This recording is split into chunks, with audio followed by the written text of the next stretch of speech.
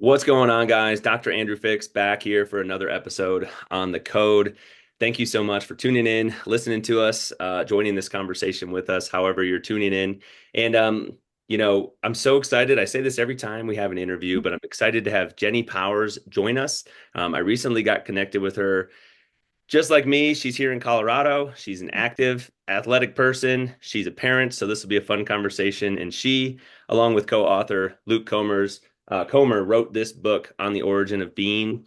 And we're going to dive into this book today. So again, I'll read the title for you guys: On the Origin of Being, Understanding the Science of Evolution to Enhance Your Quality of Life. And I was just telling Jenny off the air, I'm about a third of the way through this book, and I'm super excited about the content and the things that I'm reading. Like it's directly in line with all the stuff we talk about on this show. So I couldn't wait to have her join us.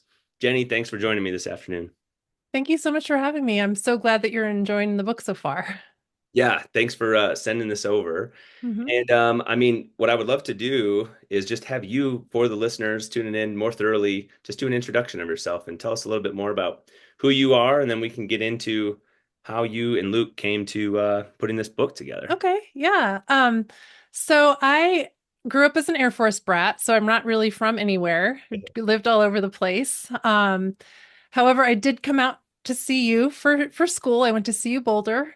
I actually played basketball there in the 90s under Seal Berry, so that was kind of exciting. I got my bachelor's degree in chemical engineering. Um, but then I realized it's very similar to one of your other guests.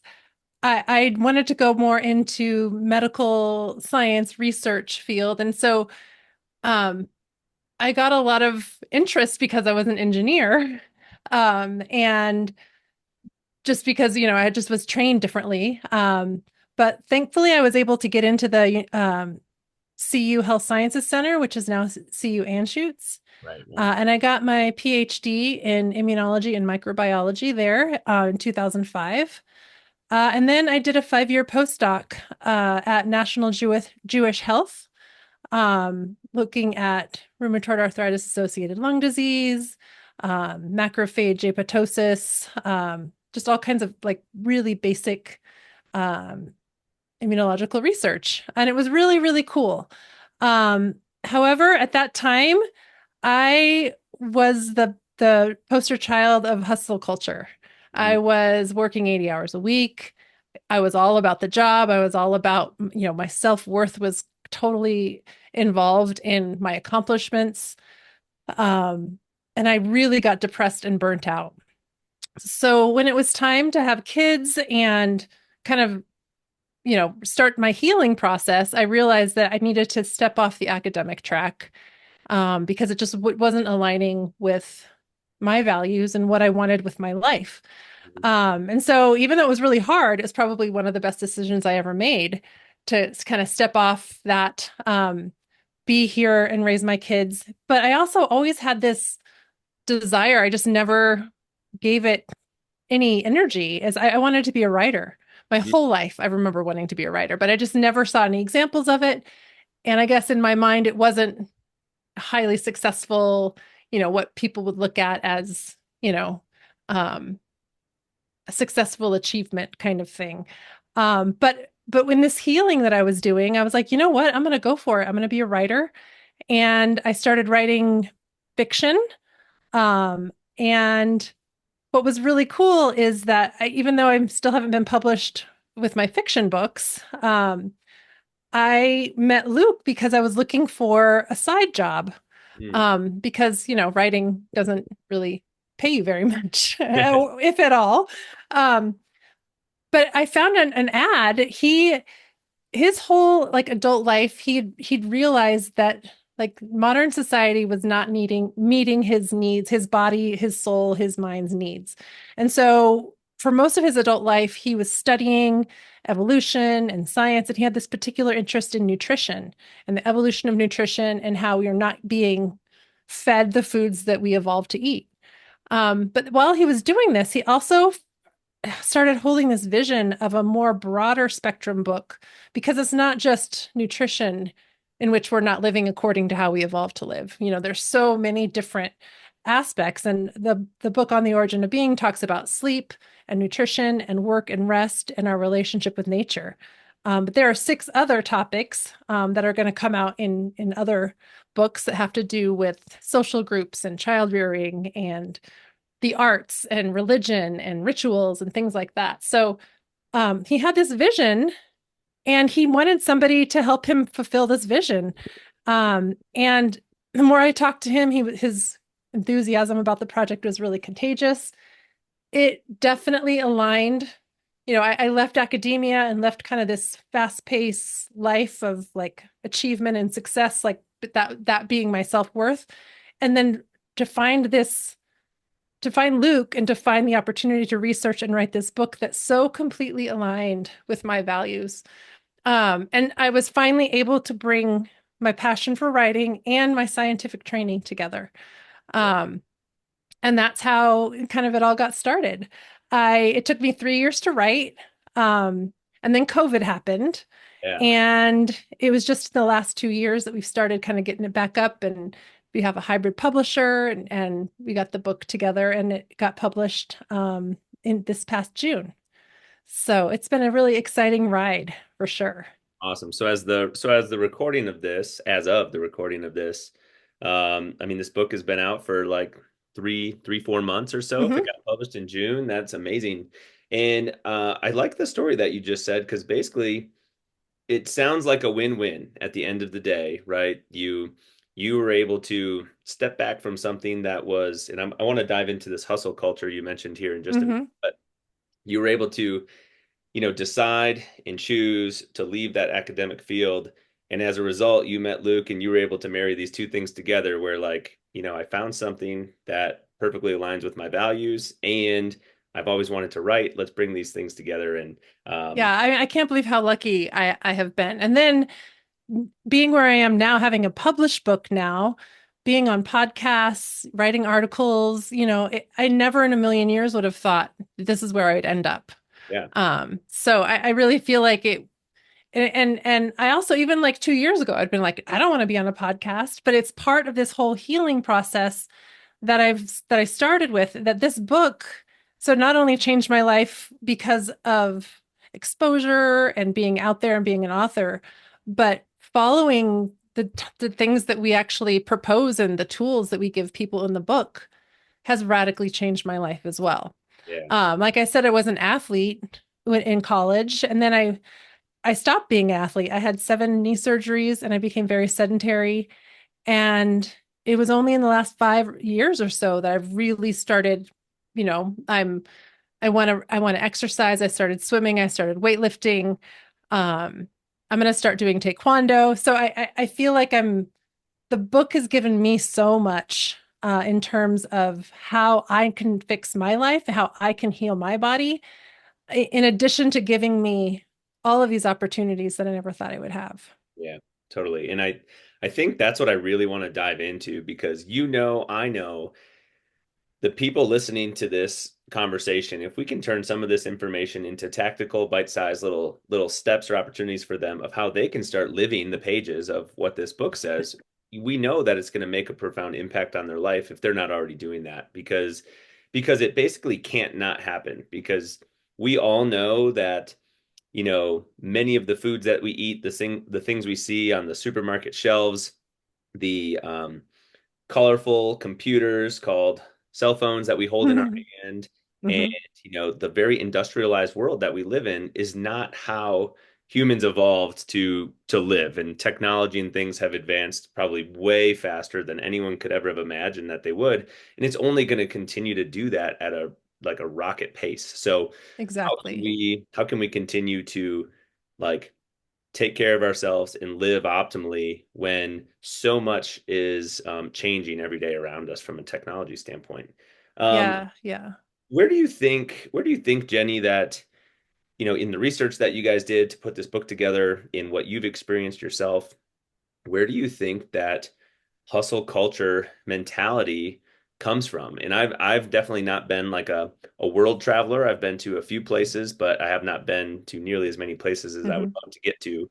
But from what I've heard from other people that do travel a lot to other countries, it seems exceptionally strong here in the United States compared to a lot of other places around the world. So like where does that hustle culture and this, our self-worth is tied to the Hmm. achievements, the titles and the things that we have, like where does that ultimately come from? And how can we maybe try to step back and avoid some of that in the first place? Yeah, well, I think America is a very unique story because of its unique founding.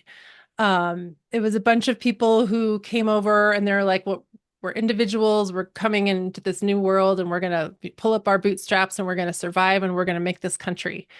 Um, and I think that as the United States expanded, it kind of, the American dream was to, you know, live comfortably, have a home, have a family. But over time, and as technology and things started accelerating, that kind of morphed into having a business, having investments, having stuff. I read this really awesome book from a friend of mine who's an anthropologist called So Much Stuff by Dr. Chip Colwell. And in it, he does this amazing job of tracing from our ancestors all the way through now, like how has our culture become so materialistic and consumeristic? Hmm. Um, and it's basically, it's kind of started with these humble foundations and but now like it's kind of a meritocracy. It's not like who you are, it's what you've done. It's not what kind of person you are or your personality. It's how much money do you make? Yeah. It's because in our culture that's what we put our emphasis on, and that's where we put our admiration and we want to strive to be those people. And so I think it's definitely started here in the United States, and unfortunately, it's starting to leak into other places where it hasn't really leaked in the past. Um, but I really am starting to see some people kind of push back on it because it's this hustle culture, this working 80 hours a week, this not taking breaks, not taking vacations, working through lunches, because we're trying to achieve something it's completely intangible. We're trying to achieve this respect, this sense of achievement, and when really we need to take a step back and realize who we are is what's important, not what we do. Yeah. And Glad you said that. our physical and mental health totally depend on it. Mhm. I'm so glad you said that last part about like who we are matters so much more than what we do, because I was basically gonna bring that up. I think so often I'm trying to break this habit of myself right now. So often, I'll meet somebody and maybe that's at a business networking Mhm. function or something, and you're kind of in this work mindset, but people will ask you like who you are or what you do or whatever. And the first thing we all tend to say is like what our career is or what our job is or something. And Right. I'm Andrew. I'm a physical therapist.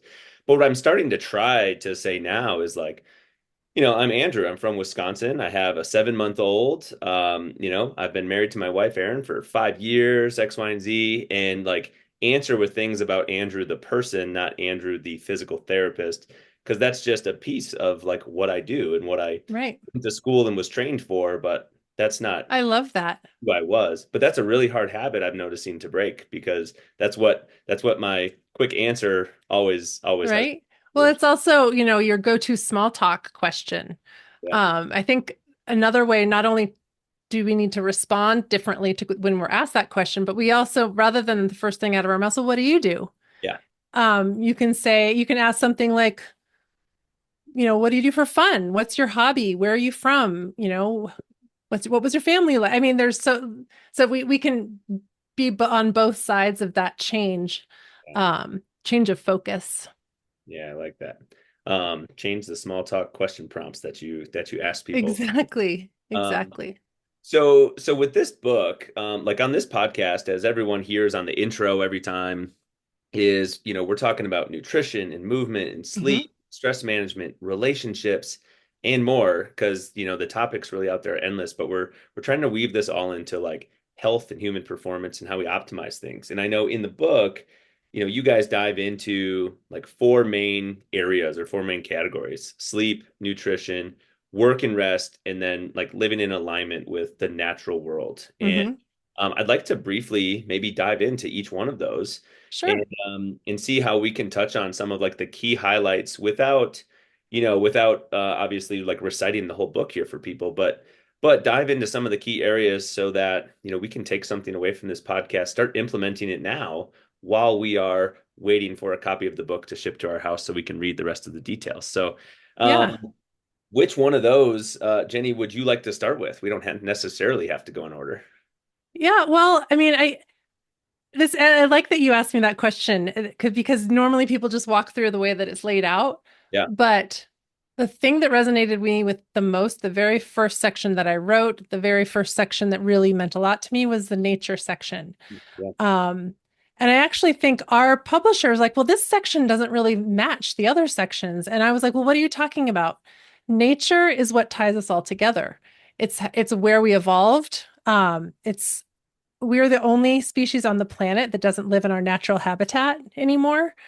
Um, but also nature is what provides us the cues to have good sleeping habits, the sunlight. Nature is what gives us all of our natural resources. We are so disconnected from our food supply and how we get the food and how we grow the food and how we process the food. But that's all because of nature.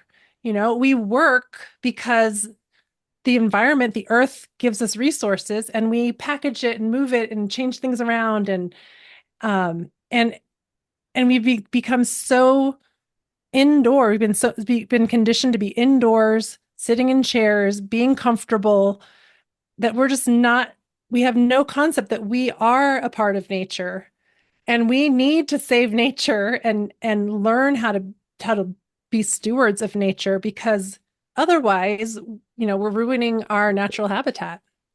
Um, and so I really am glad you let me start with the nature chapter because I really felt connected to that one. I lived in Alaska for a lot of years, and so I really feel like I have this basis of knowing that when you go out into nature and you have these beautiful views or this, listening to the leaves or the birds or the water, and it just lowers your stress levels.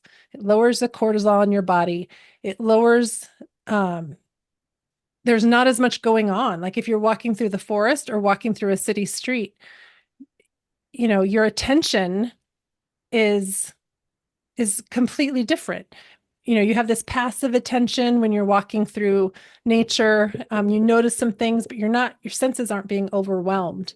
Yeah. And it really allows people to to lower their stress. And I think become more present. Um, because as a survival mechanism, our ancestors, our hunter-gatherer ancestors, who we lived as hunter-gatherers for hundreds of thousands of years, Right. they, in order to survive, they needed to be in the present moment. They needed to know, what was behind that tree. How does my body feel? Is that cloud coming over? Or do we need to find shelter?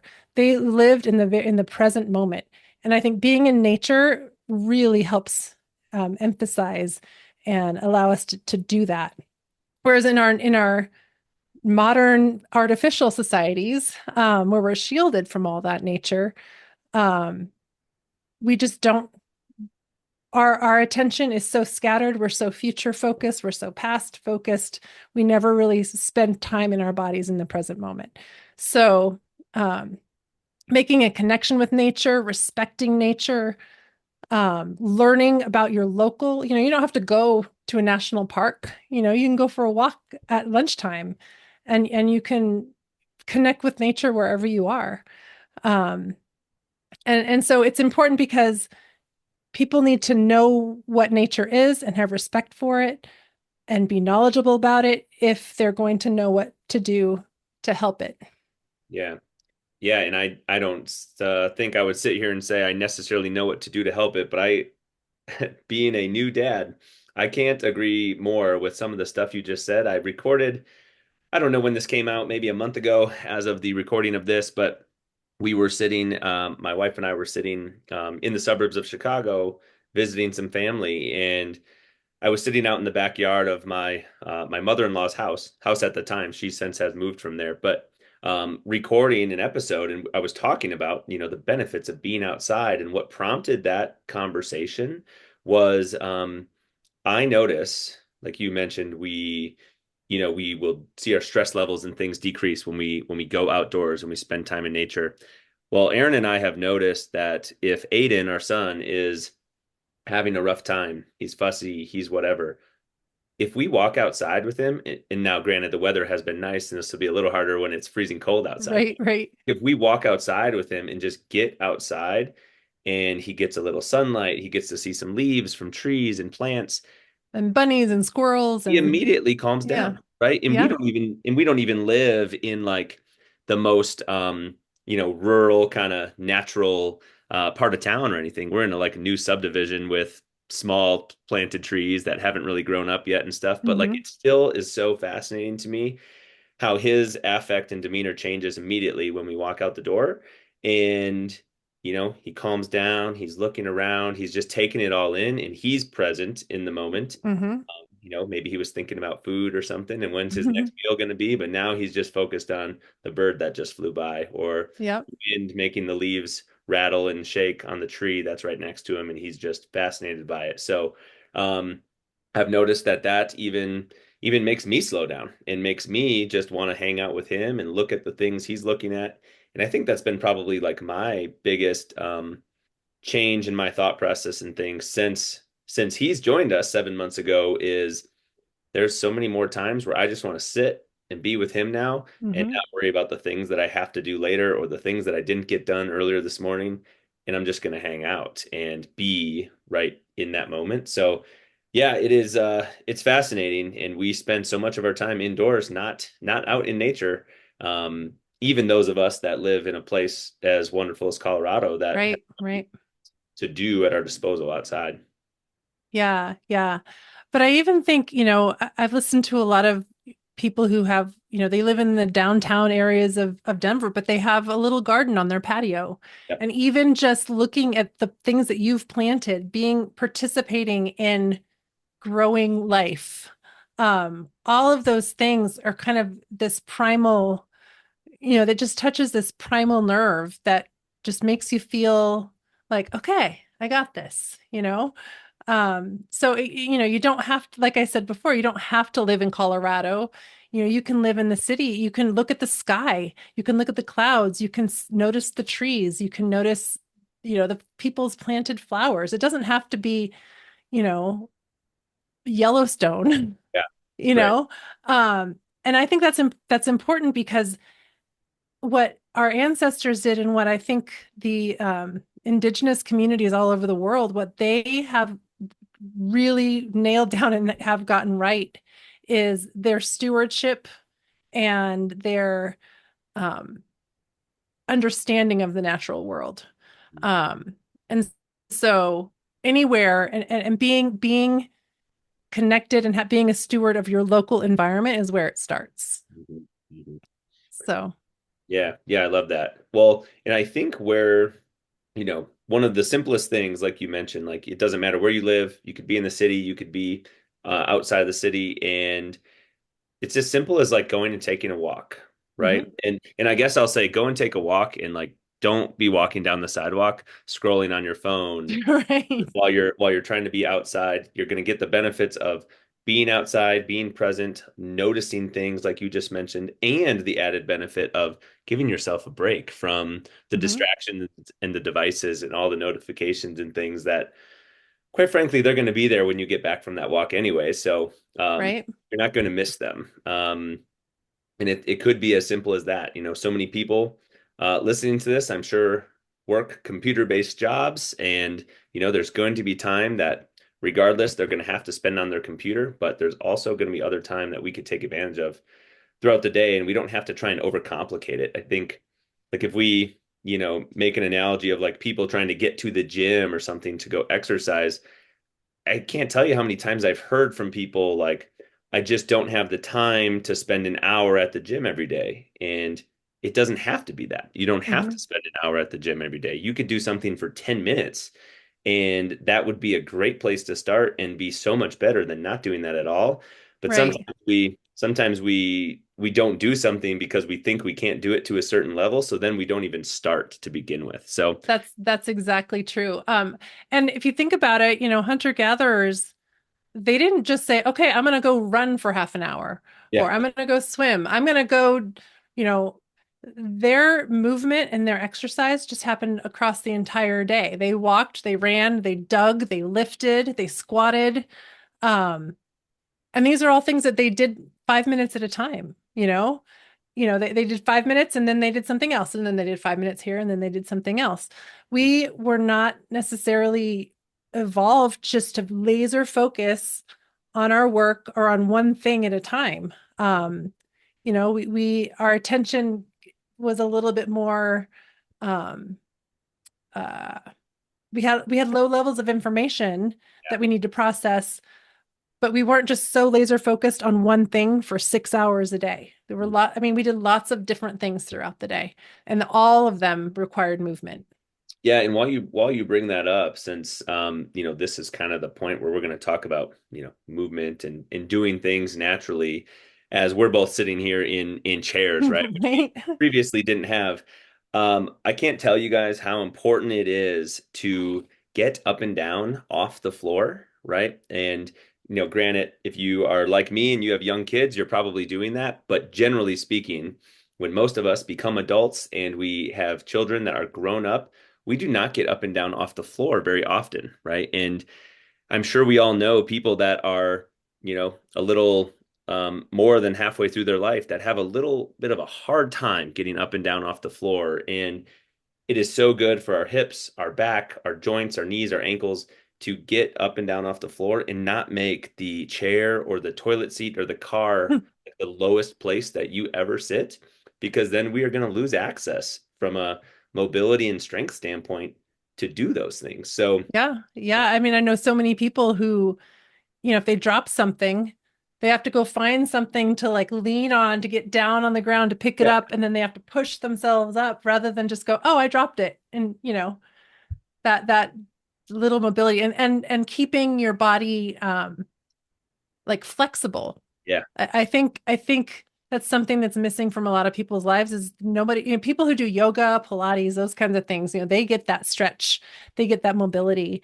But I don't think that kind of mobility, like getting up and down off the floor or just even being able to touch your toes, mm, that's not in people's minds as something like, oh, that's part of my health and wellness. totally. When it really is for Yeah, for long term for so results. long term. And not to turn this conversation into like a serious talk necessarily about like scaring people about what could come, but I was literally having this conversation a few hours ago with a client about this topic, about getting up and down off the floor and how important that is, because they were telling me about their elderly parent who has fallen several times Hmm. recently.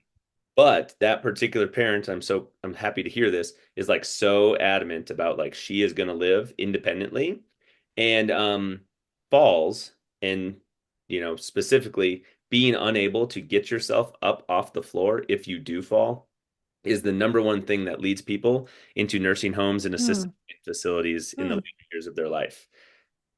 Falls are one of the most risky scenarios for like your um, health span, lifespan, whatever Hmm. term you want to use, your quality of life Right. really taking a significant nosedive in the later years of our life. Because one, obviously you could hurt yourself, you could injure something, and the chances that you do make it back to the level you're at before is pretty slim. But two, if you can't get up and down off the floor, that's a very dangerous proposition. And that's the number one reason that people go into Hmm. living facilities instead of being able to live independently at their home. And one of the best ways to prevent that from happening is just simply get up and down off the floor as often as you can. Yeah. Well, I think that our ancestors got up and down a lot. They, All day. they were constantly in motion, and a lot of their, they had a lot of leisure time Mhm. where they would relax. It's not like they were running and lifting weights, and they were able to be strong, have endurance when they needed to, but then they also, getting into the work and rest thing when there was nothing for them to do. they knew how to take advantage of this rest time. They would pursue the arts, they would dance, they would be in social groups, and tell stories and hang out with relatives. Um, and so I really feel like, although they were constantly in motion, they weren't working all the time. Mhm. You know, they took breaks. They listened to their bodies, kind of being in the present moment in nature. They were also, if a hunter, had a sore foot, they would not they would be like, I need to take the day off, and they would stay in camp. But everyone else would make sure that that person was provided for. If someone was sick, they wouldn't go out and gather. They'd stay at home, maybe help watch the kids, or something. But no one would ever, push themselves beyond what they're capable of just because for the sake of work. Yeah. And I feel like a lot of getting back to, kind of moving into work is that we, as a society, we've learned to work for the sake of work. We no longer work so we can live. We live to work. Um, and so that's like an identity shift that, people think that, oh, well, our ancestors had this nasty, brutal life. They worked all the time. They were starving. And really all the studies on our ancestors are quite to the contrary. Um, they probably worked 15 to 20 hours a week in food getting activities, and then they had lots of leisure time. Um, a lot of the groups that were studied in terms of having nutritional inadequacies, these are hunter gatherers that have been pushed to the fringes of our society because agriculturists don't want that land because it doesn't provide enough stuff. But when we were all hunter gatherers, we had from the Arctic to the tropics and everything in between. We had whatever nature gave us, whatever was available to us, we had access to it. Um, and so the idea that, our ancestors, yes, they lived really tough lives. And, childhood mortality was really high. And, if you fell and broke your leg, it was hard because modern medicine has made life amazing, and increased our lifespans. But those people who survived childhood, who lived, accident free, Mhm. they lived into their 70s and 80s. Like if you take that group of people who survived childhood and who, didn't have any major accidents, their lifespan is very similar to what our lifespan is now. Yeah. But their health span was their entire life. It wasn't like a 55 or 60, they stopped being able to do things. Right. They lived without heart disease, they lived without any of these diseases of modernity, um, and really lived and were productive members of the group into their 70s. Mhm. So I think people need to realize that it's not how it's always been. Right. We weren't always working and working and working 80 hours a week. Yeah. That is definitely a modern phenomenon. Well, I think this of all four of these different topics here, or sections of the book, this is probably the one that I don't know. I don't want to necessarily rank them, but I think this is the one that may resonate with people the most, right? Everyone knows we need to sleep more than what we probably do. People generally speaking, I think know what types of foods we should be eating, although the marketing out there is Hmm. trying to trick us every single day about what's healthy and what's not healthy. Um, and I think most of us know, like, we feel better when we go outside than when we're stuck in our cubicle working on the computer or something. But what I know I struggle with, and probably a lot of people, is, and maybe you can give us some tips or tricks, some ideas, is, how do we break from this tendency to want to work, work, work, or always feel like we have to be doing something that is productive? And when we do have the opportunity to rest, like how do we take advantage of that time and mentally put ourselves in a different place instead of always thinking about the next thing that we have to do or the Mm-hmm. next place we have to go? Because I know that's the rat race that I've been trapped in the past, is like I have a hard time sitting still and just being and just resting and recovering. I always Hmm. want to be doing something. Right. Right. Well, I think you're right. I mean, I think that, the sleep and nutrition and nature, I mean, people know those things. And I think people do know that everyone's working too hard, but I think it's the hardest thing to break. And I think it's because, sleep and eating and getting outside and moving and exercising, people think that that's part of being healthy, but they don't necessarily put work and the way they work in that same category. Um, I think that what people need to realize is eating healthy is a practice. Yeah. you know, Meditating is a practice. Going to the gym is a practice. And so it's not something like, oh, all of a sudden, I'm going to start taking Fridays off and I'm going to go do something fun. Like you have to make a conscious effort to get in the habit of not being busy all the time. You have to get used to, I'm going to go take a walk at lunchtime and rather than working through my lunch. You have to, it's something that it's not just something that you turn on and off. I'm going to start taking vacations. Because, if you could be like, oh, I'm going to take my vacation. But then if you think about work the whole time, Right. it's almost like a decision you have to make every day, like with nutrition and going to the gym.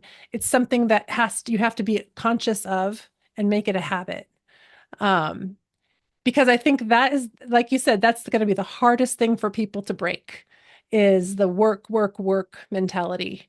Um, Work for work's sake, work for possessions, work for um, prestige, Right. status. That's going to be a really hard thing for people to break.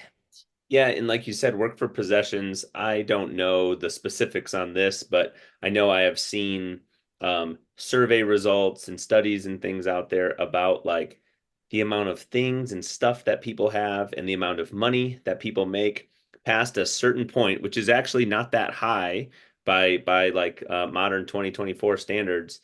It doesn't make a difference or it doesn't move the needle in terms of like our happiness and our Mhm. satisfaction in our life, right? Yeah, that's very, very true. Um, but there's such good advertising campaigns out there because people want to make money, corporations want to make money, that they make you believe that you will feel better if you have this thing. You will be happy if you own this or, um, buy this brand, drink this beer. Yep. And so I feel like another thing that people need to realize is they need to not just go through their days unconsciously and take everything at face value. Like it's almost like once you kind of see behind the curtain, you can't unsee. Like nowadays, when I like see advertisements or if I hear what a doctor said to somebody or I can see behind the curtain, like, no, that's not how it actually is. Um, I think there's a stat that probably like 50 years ago, we had very small houses and we had like twice as many people living in each house. And now we have twice as big houses. We have Yeah. half as many people. And the storage space, industry is a $1 billion industry because even though people have bigger houses, it's full of stuff. They still need to rent out storage spaces to keep the rest of their stuff. And so the consumerism, all of that stuff is kind of tied into this fast pace, modern, exponential growth of this modern world.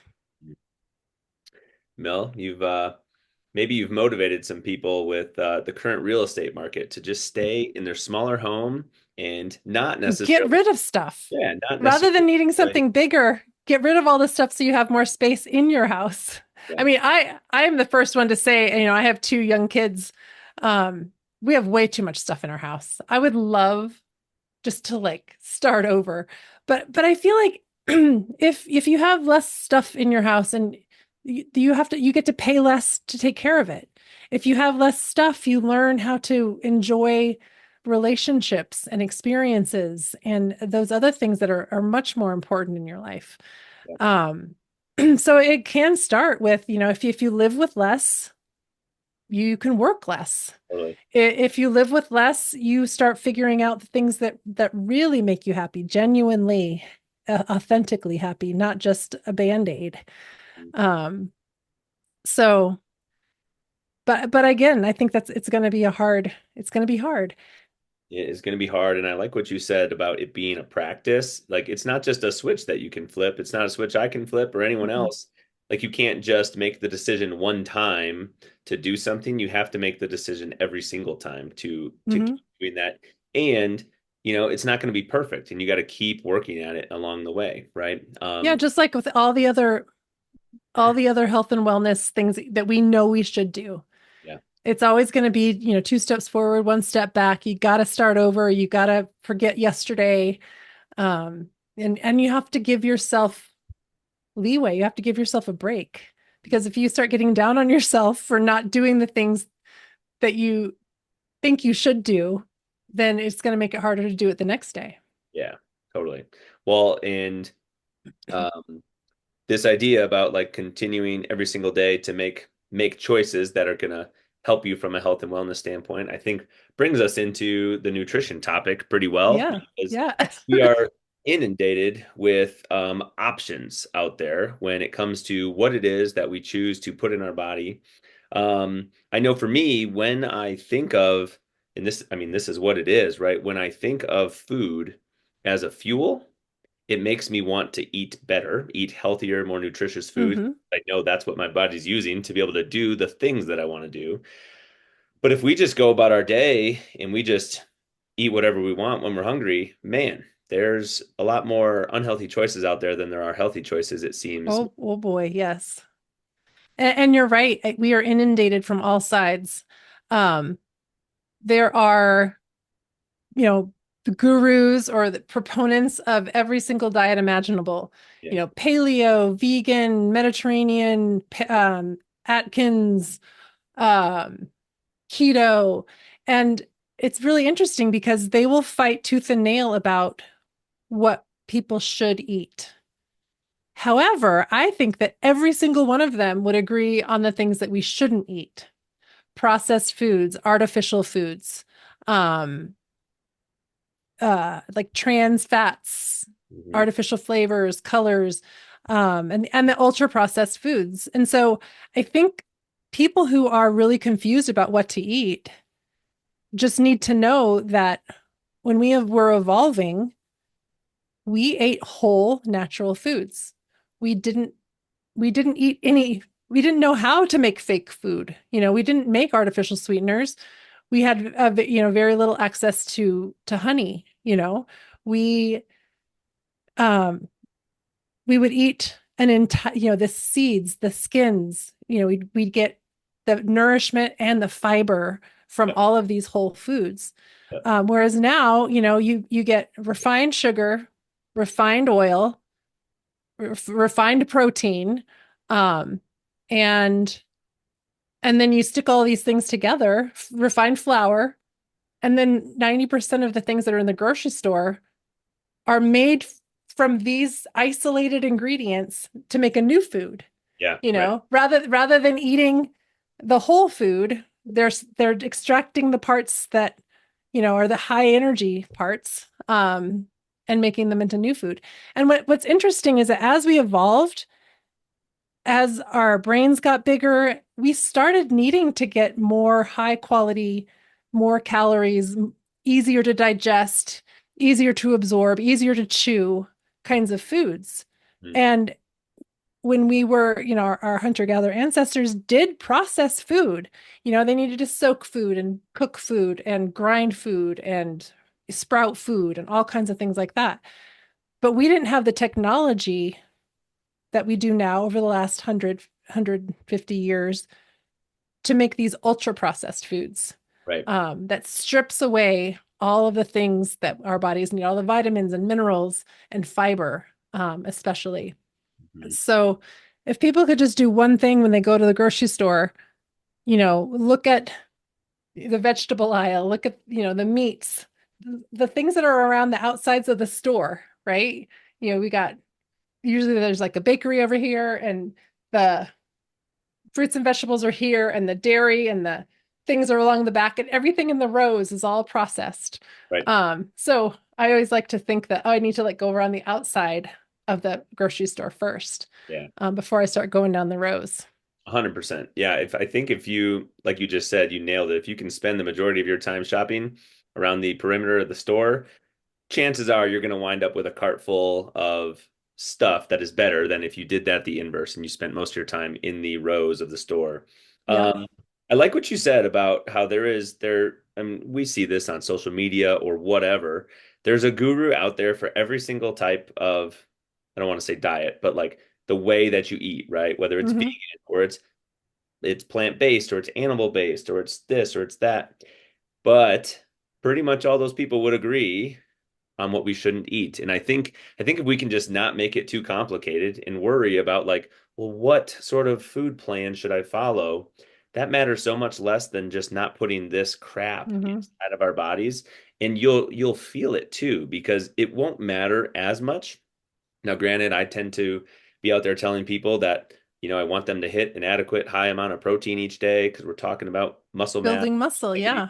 But but honestly, like I don't know where the seesaw would balance out here, but you know, for me being about 200 pounds, getting 200 grams of protein is probably not as important as not putting this other stuff in my body in the first place. It's Very probably true. probably better off for me to get less protein, but just eat really healthy choices and not junk. That's true Uh, because for unless there's the essential amino acids and things like that, but our bodies are remarkable. We can convert one thing into another thing. So, as long as it's not a continuous, protein deficiency, right. if we need to have protein, we'll make it, but from something else. Yeah. Um, but as I was saying before, we lived in the tropics where we ate mostly plants. We lived in the Arctic where we ate mostly animals, but there's everywhere in between. And so I think that someone's diet or what somebody eats is going to be very individualized Yeah. based on, where they're from, their genetics a little bit. Um, but also just what makes them feel great. I know people want the convenience of tell me what to eat. But this is again something that people need to learn how to be aware of their bodies in the present moment so they know what feels good, they know what doesn't feel good. And then they can make decisions for themselves about what they're going to eat based on, hopefully some sound information. Um, Yeah, we've got but to. yeah, like you said, just don't eat the things you shouldn't eat. Yeah. But also not be so strict with yourself that you never have any processed food and then you go on a binge and you like eat 5,000 calories because you're not allowing yourself to have those foods. And then you beat yourself up and fall off the wagon for 2 months because you're so mad at yourself. Right. I think yes, we shouldn't eat all these processed foods, but it's okay once in a while to have them, if you restrict yourself so much that you're gonna binge on something, then that's not healthy either. Totally. Yeah, I've always operated under this, whether you call it the 80/20 or the 90/10 or Yeah, yeah. five Whatever feels good to you. principle of like if you just do, what is better the majority of the time, you build in a little bit of buffer, Hmm. you have the snack, have the dessert, whatever, celebrate somebody's birthday with a piece of cake, Yeah. whatever that is. It doesn't have to be the end of the world like you're getting at. Because that's just going to be a small percentage of what you're doing. But when those percentages inverse is when we really create problems for ourselves and we see, like you said, diseases or issues of modernity, like we see things like obesity and cancer rates and heart disease and diabetes type 2 and all these things that, man, we can prevent a lot of these things if we just don't go to that far off that end of the spectrum. Right. And what I have found personally is if you start with 80/20, you start feeling better. You 100%. start, and then it becomes easier to eat less of that stuff. So then maybe you might go to 85/15, but then you're continuing to feel better and you're not craving food as much because you're not putting the food that causes your brain to crave it. You're not eating that stuff anymore. So, I mean, I have found that I just don't have sugar cravings anymore. So it makes it so much easier to not, I will if it's a celebration or something special, but it's not something I have to have every night, after dinner anymore. It's like, oh, if it's some special occasion, sure. But the more you do, and the better you feel, it just kind of reinforces itself in your mind. And that's how I feel with exercise as well. The more I go and do body pump, the more I want to go do body pump Yeah. because I can feel the results and I feel so much better and I'm sleeping better. And so all of these good habits start reinforcing each other, and once people start seeing results, then it makes it a lot easier. Yeah, it's like this positive snowball effect. The Hmm. consistency drives the results, but then the results drives the consistency, and like you want to keep going Yeah. into it, and then you really start stacking and compounding these little wins on top of each other. Yeah, you're totally right. And I guess that leaves us. Well, I guess I want to say one thing before we wrap up the nutrition side of things. Hmm. So that this conversation, we make sure Excuse me. we adapt this to everyone. You may be, or you may know somebody who, I mean, honestly, right now, because maybe your work schedule is the way that it is, and the way that your life is organized, the way that it is, maybe you are in a situation where you're eating a lot of processed food, or you're eating a lot of fast food or something, and you're just having to do the quick and convenient thing because of the way your life is right now. What I have found from a nutrition coaching and lifestyle coaching standpoint with clients, and the materials that I've studied and learned to like gain some of those skills, is whenever we have a person who like maybe their goal is to lose weight, maybe their goal is to get healthier, build muscle, whatever that is, and we find through some food tracking and some food logs that wow, there's a lot of choices here that are probably not the healthiest things for us. What's really hard for people to do is if you come to them and you say, I want you to stop eating that, I want you to stop eating that, I want you to stop eating that. If that's making up the majority of a lot of what their food decisions are, what almost always works better in that scenario is if we can start adding in some Hmm. more healthful things, some things that we know are better for us, what are pretty much going to fall in the whole food category, like you said, the produce, the dairy, the eggs, the meats, the whatever, things that are whole foods. If we can start adding those things in, we're going to start to feel better. We're going to start to be more full. We're going to get the fiber and the things like you mentioned. And then it's going to make us not necessarily want all of those other things that we have been eating because we're full and we're satisfied. So then we can start to add in some of the good, then naturally we'll start to lose some of the bad things, and then we can go down that pathway we just talked about. But That uh, is so totally true in my personal experience as well. When you start eating the good things, you don't take anything out of your diet. right, You just start adding some good things. Those the things you're not supposed to eat or the bad things, quote unquote bad things, you just don't want them anymore. right, So it's not like you even have to make that decision. yeah, So I exactly, think that's a wonderful way to look at it. yeah, it's like subtraction through addition, basically. And Exactly. um, well, Exactly. speaking of addition, and one of the things that most of us probably need to add is a little bit more sleep time in our lives. And I think there are so many ways out there that we can track these things now, like wearing wearable devices Hmm. or our phones, and have settings to track our sleep. And I know that's becoming like a very popular big thing. But what do you find yourself, Jenny, on the topic, or maybe getting questions from people from the book, or like on the topic of sleep? Like, where do you find yourself spending most of your time in this topic on this conversation? Yeah, yeah. Well, I think um you say like, oh, we need a lot more sleep. And But like where it's you're going. true in a way, but I also think, studies of, hunter-gatherer, I mean, sleep is something really hard to preserve in the anthropological record, but they can study modern hunter-gatherers who have survived into this modern world. And yes, they're not perfect examples of what our hunter-gatherer ancestors were like, but they give us a pretty strong clue. And most of those people don't sleep 9 hours a night.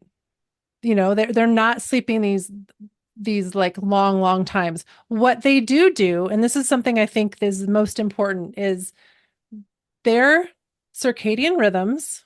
are completely entrained to the natural rhythm of the earth, right? Of night and day and night and day. So entrained means that, we all have these circadian rhythms and they need to be reset every day with bright light in the morning.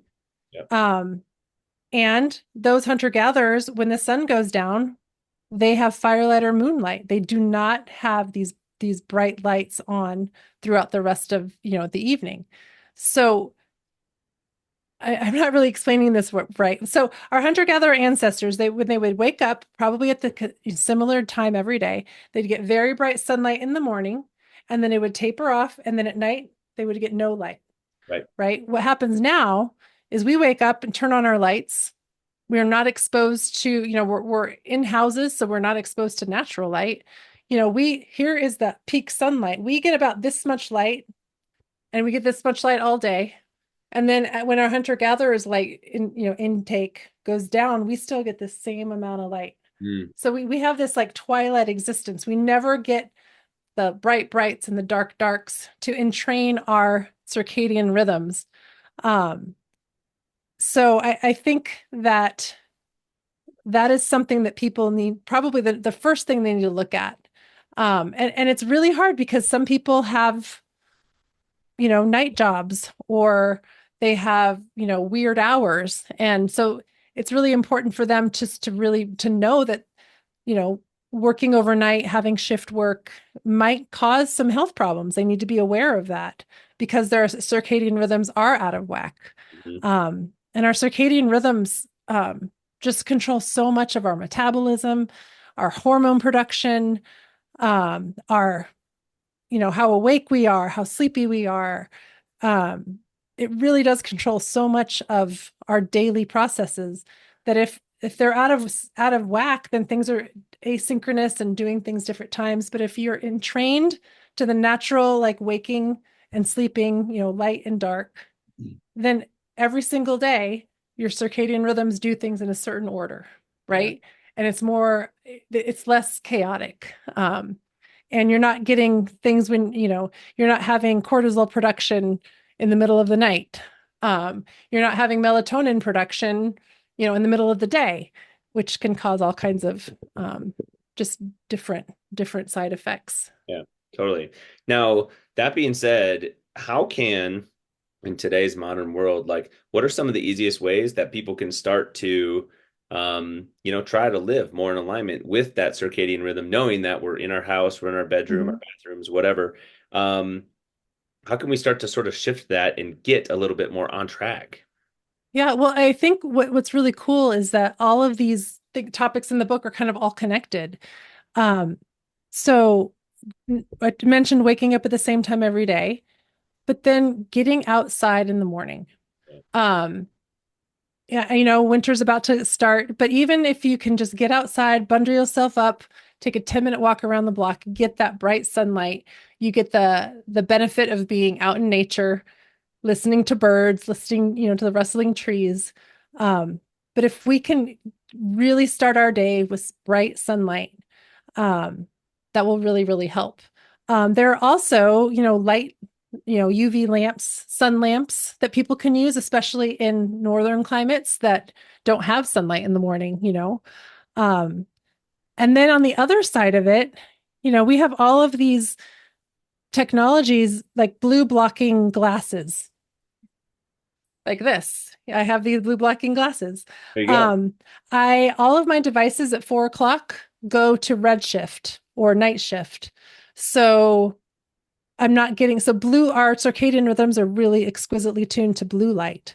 So if you can, have the red shift on your phone or on your computer screen, or you can wear these blue blocking glasses, you can even change, the warmth of your light bulbs. Yeah. So they're more warm colors and reds and oranges instead of cool blues and things like that.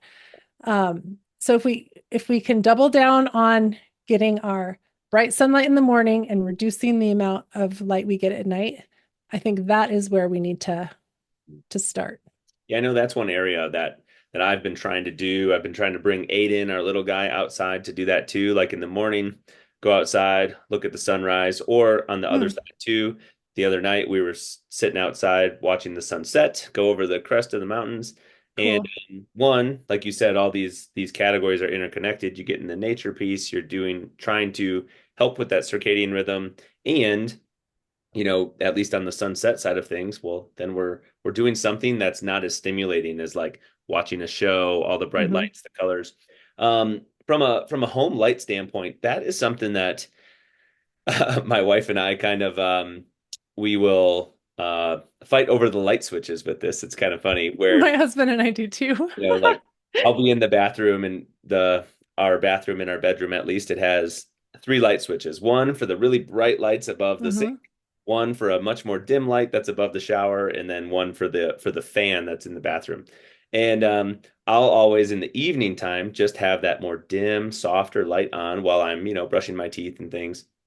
And then sometimes she'll walk in and she'll turn the other light on, brighten it up, and so she can look in the mirror or whatever she wants to do, and then I'll turn it back off, and then she'll want to keep it back on.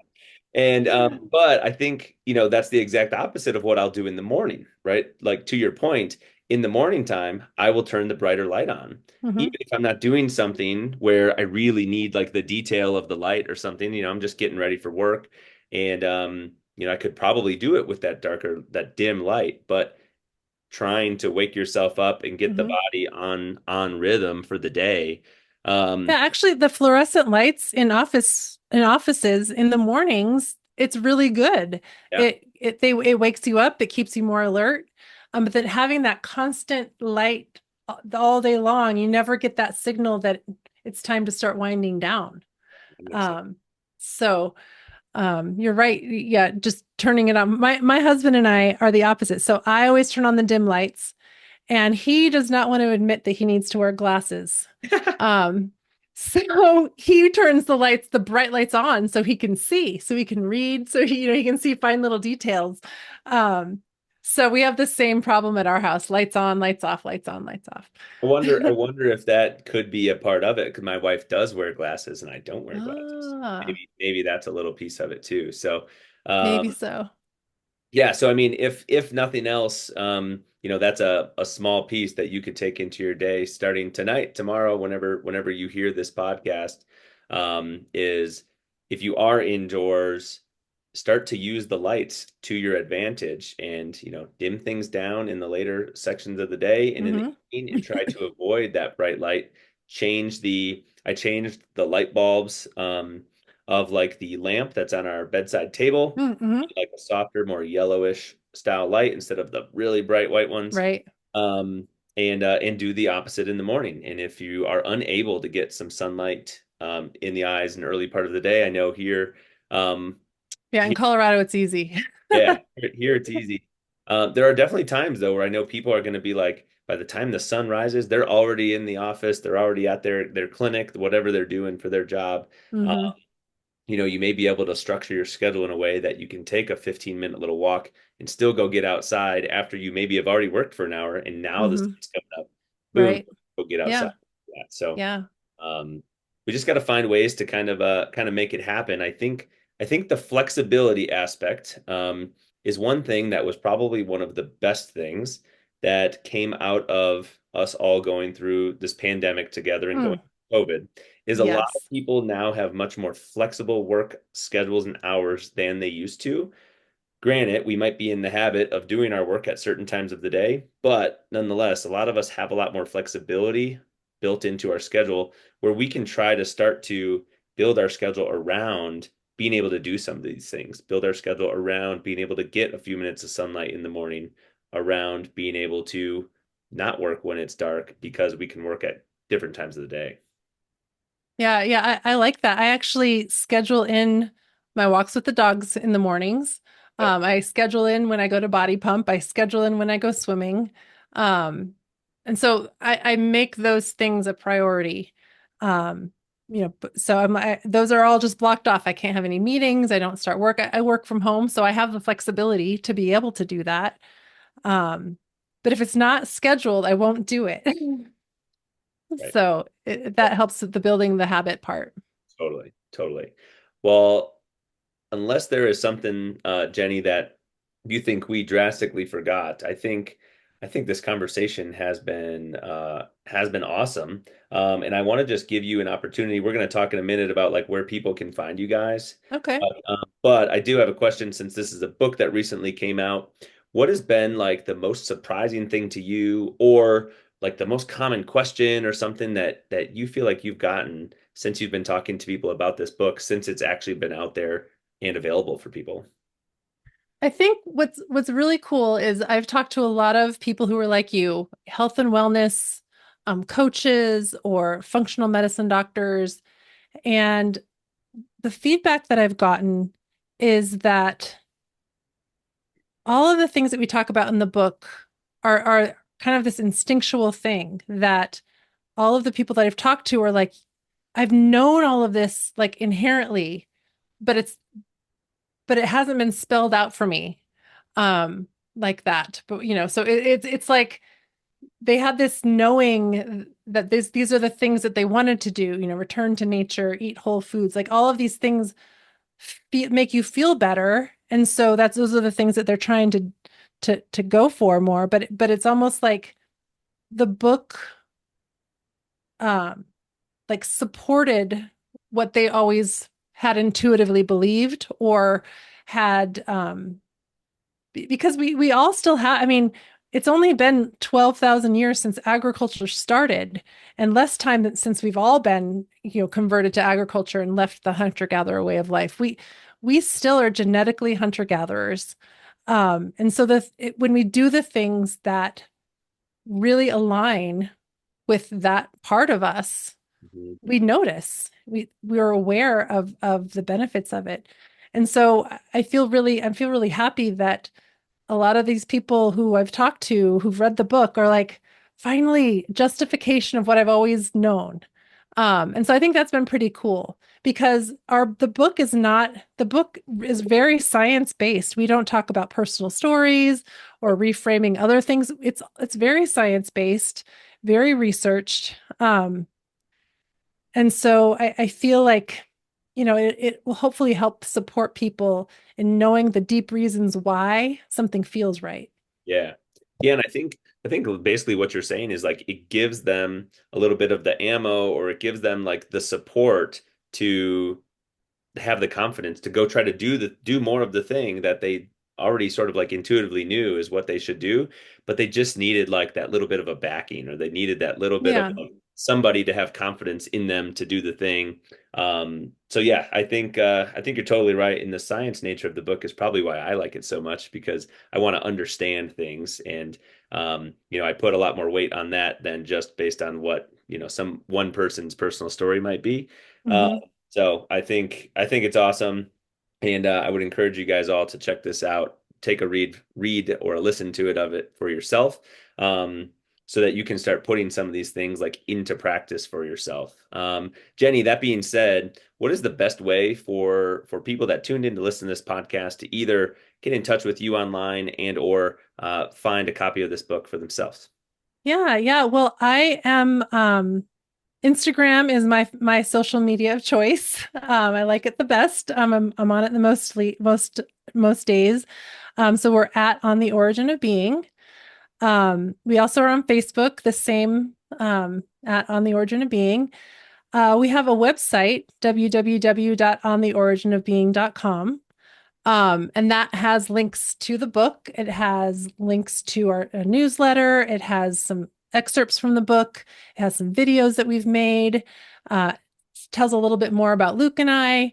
Um, so that's a really good place to start too. But also anywhere, any online book retailer, Barnes and Noble, um, Amazon. If you're in Colorado, the Boulder Bookstore. Um, we're trying to get it into more local bookstores. So so yeah, we would love to reach out for you to reach out if you have questions about anything or anything that we can help you with. That sounds awesome. You guys, all that information there will be in the show notes so that you can navigate to that, find a copy of the book for yourself, or get in touch with Jenny and Luke to get any questions that you have answered.